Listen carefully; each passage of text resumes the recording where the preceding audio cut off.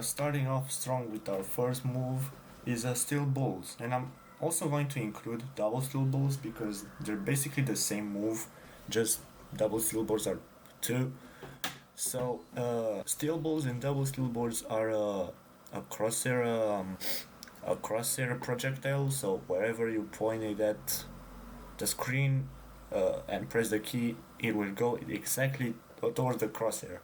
And this applies to the double steel balls as well. Another thing with the steel balls are the thing that makes it interesting is that it can hit on the way back to the user, so you can do some interesting combos that not really combo starting but interesting damage ways. Instead of directly hitting with the balls, with the steel balls, you hit him on the way back, so you can kind of get some cheap damage. Move on our list is pin punch, which is come to think of it, it's the same as boxing's jaws breaker or Pluck's split strike.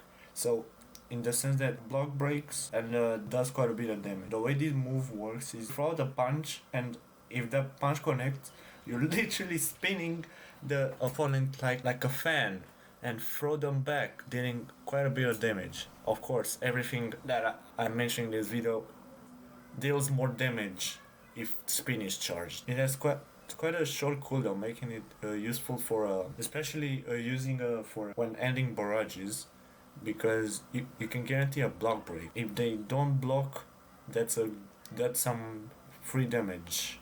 Next up, we got whirling steel balls, and you're probably wondering why haven't I included whirling steel balls with the other steel balls? Well, it's quite different. First of all, you cannot really point. You can just aim it in front, back, left, or right of you.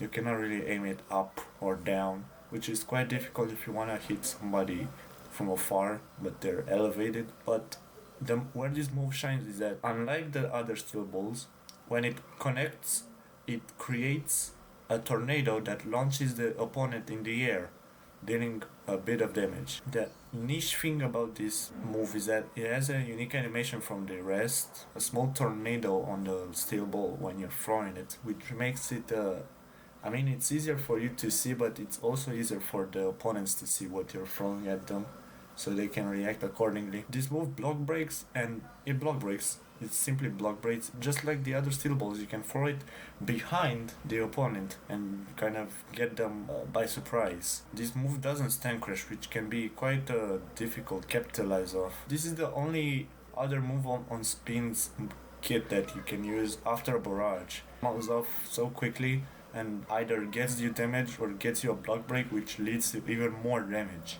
So it's a win-win nonetheless. Coming up, we have Golden Skin, which is Spin's only that actually reduces damage. So in essence, Golden Skin is basically just you charging Hamon but not having a Hamon and just charging Spin. A good thing about this movie that is that even though it's part of this is a skill tree, you do not have to charge it to activate. Just like every other move I've talked about so far. You do not need to activate it, you do not have to charge it, you just have to press the key you bound it to and just use it. Golden Skin does have some defensive buffs in that skill tree that makes it take less damage, which can be quite good if you have a cheap stand paired with that you can use that defensive status with. But besides that, it's just defensive. It's just a defense move. You don't really. It doesn't increase damage. Doesn't reflect damage. Just pure defense.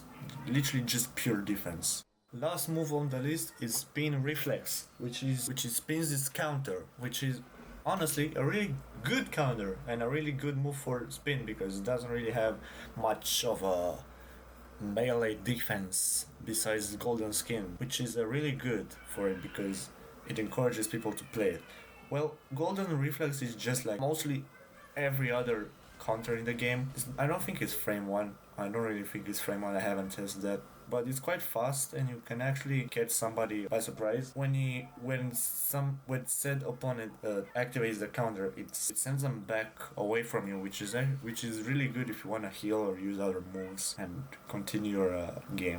All in all, spin is a really good spec to use. You get a lot of bonuses for projectiles. Really good melee options in case things get difficult. I would not say that spin is the best spec. That's obviously not, unfortunately.